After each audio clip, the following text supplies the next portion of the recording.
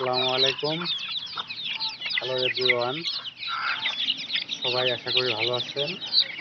এই দেখুন আমাদের একদম পিওর দেশি মুরগি বাচ্চা। আমাদের এই মুরগির বাচ্চার বয়স হচ্ছে আপনার মাত্র 1 মাস 5 দিন। দেখুন এর গ্রোথটা দেখুন, এবং কি সুন্দর অ্যাক্টিভ মুরগিগুলা, কি সুন্দর অ্যাক্টিভ, ঠিক আছে। এবং আমাদের এই বাচ্চাগুলা আমাদের এবার হচ্ছে 29টা বাচ্চা হয়েছিল।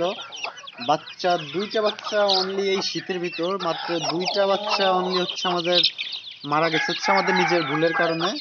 তাছাড়া কোনো রোগ বালাই কিংবা কোনো ঠান্ডার কারণে হোক বা কোনো ইসের কারণে আমাদের একটা বাচ্চাও কিন্তু এ পর্যন্ত মারা যায় নাই।